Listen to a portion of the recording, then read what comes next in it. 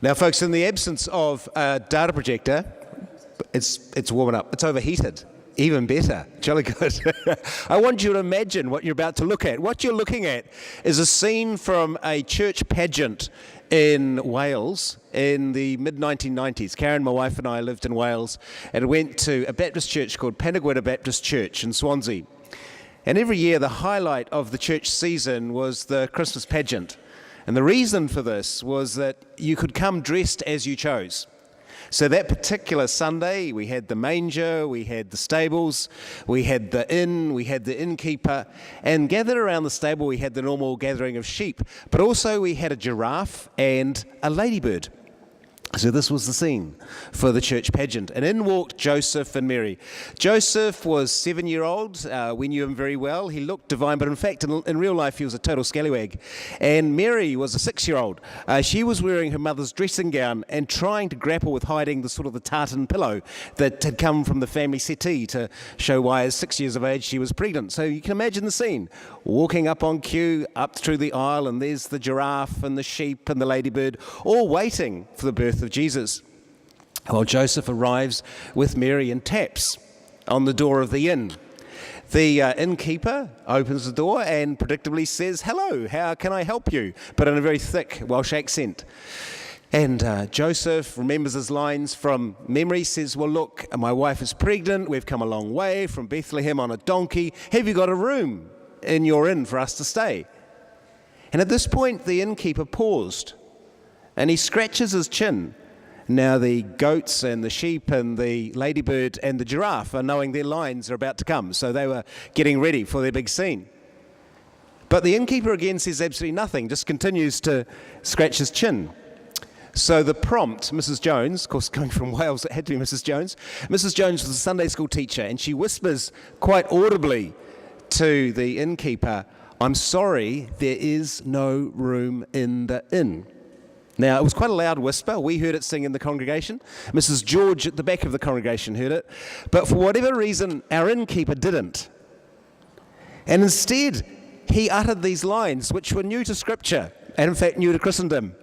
He said, "Well, why don't you come in? I'm sure we can find you a bed somewhere in the inn." Whereupon, the whole script fell apart. Mary, who was supposed to be pregnant, was particularly upset that she was going to get the Welsh equivalent of a sleepyhead mattress and room service as opposed to sleeping in a stable. And our ladybird burst into tears because we heard her singing, I really wanted to sing my song. And the whole play never quite recovered from that very beautiful Welsh moment. Now the thing is, scripts are powerful. You see, scripts are powerful because a script tells us what to do, what our part in the play is, and what happens next. And for every actor, we know the script is the most important thing. They actually start by learning their lines. They need to know their lines because once they've learned their lines, they then know what to say, and the fellow actors then know what to come in with after them. So if anyone departs from the script, total chaos breaks out. And just in case the actor forgets his or her lines, they have a prompt off stage to whisper them to them. So we understand how a script informs an act or informs a play. But scripts also inform society. You see, society has scripts. We understand that script, if we'd been meeting 20, 30 years ago, is a script between capitalism and communism.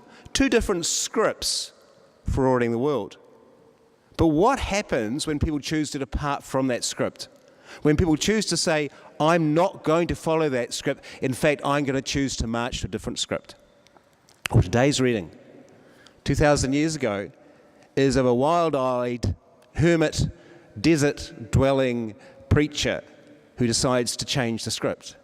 And literally, chaos followed. He, of course, we know him as John the Baptist.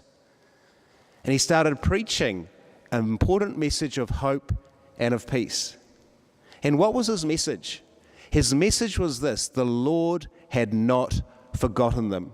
You see, the prophets hadn't spoken for 500 years. And the last message from the prophets was that God was deeply unhappy with his people. 500 years of silence for the chosen people. And suddenly, this prophet from the desert speaks up and says, prepare the way, for someone is coming. And what is radical about his message. The trouble is we know the message and have heard the message so many times that we forget how radical it is. It was radical to a world which did not understand inclusion, because it was a script that said everybody has access to God. It does not need to happen through an intermediary. It does not need to happen through a priest. It does not need to happen through a Pharisee. Sinners are welcome to access God. Women are welcome to access God. The disabled are welcome to access God. Those suffering from all sorts of illness are equally welcome at the table of the Lord. Prepare the way. This was a radical script. And for a world desperate to hear a script of hope and a script of peace, they flocked to him in the desert. As we heard in the reading, he baptized, but said, I baptized with water, but one who is going to come soon will baptize in the Spirit. How did the authorities respond to this script breaker? Well, they were well used to script breakers. There'd been many so-called messiahs and prophets throughout the history, and they tended to ignore them or tolerate them to a point. But of course, as we know, what happens is that he is joined soon after by Jesus. And the stories multiply of healings, of miracles, and of a new way, and of a new authority. So John is arrested and imprisoned and ultimately loses his life. And those of us who understand the prophets, those of us who understand what happens when scripts are broken, understand that it is almost always what happens to those who break the scripts, to the prophets, those who choose to stand up and speak against the prominent script of the day. We just need to think of Nelson Mandela, 27 years in prison. We just need to think closer to home of Kate Shepherd.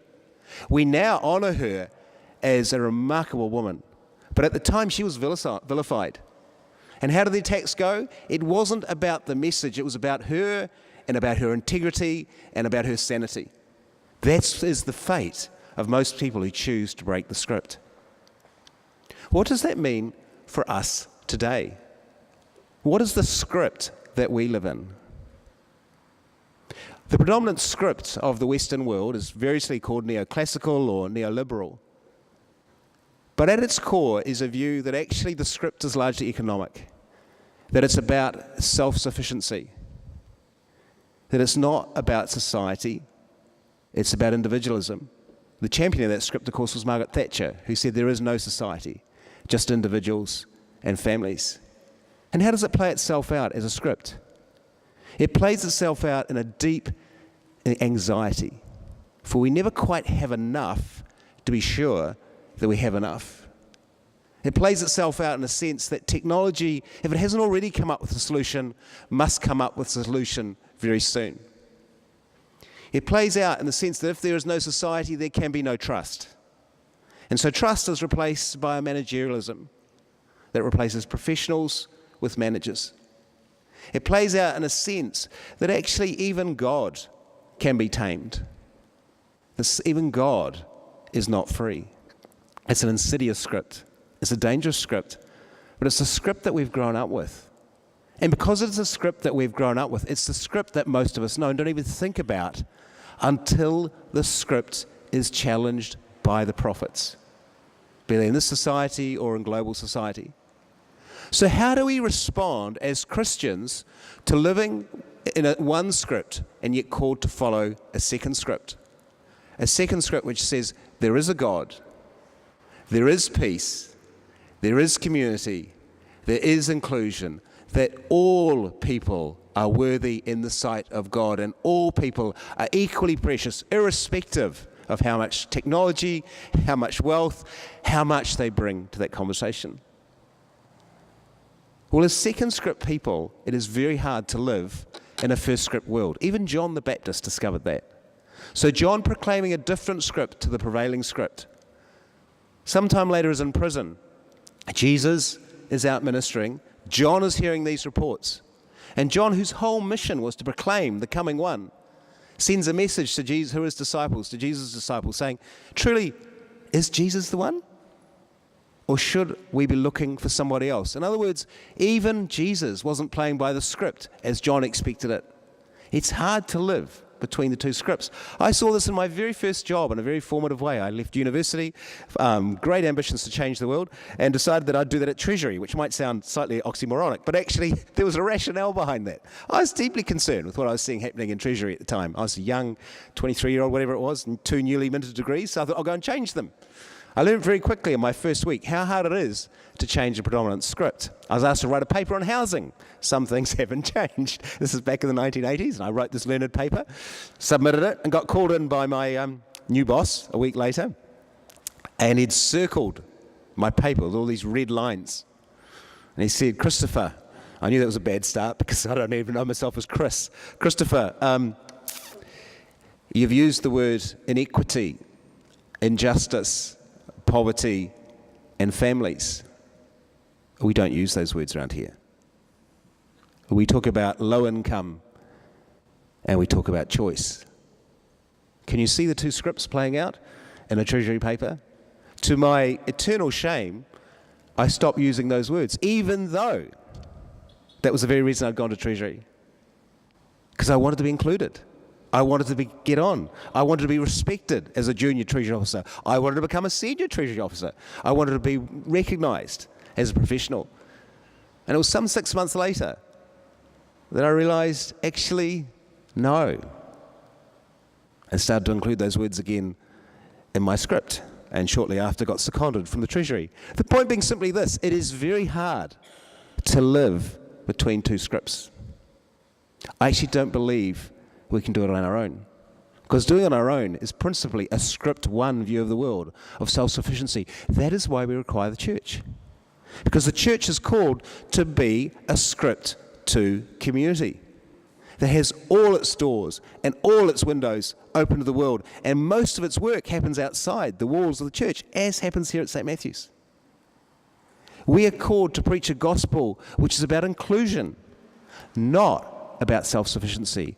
We are called to do that relentlessly, as Walter Brueggemann speaks of. We're called to have the imagination of the prophets. In other words, to speak of a world not yet, but still to come, but able for us to inhabit today.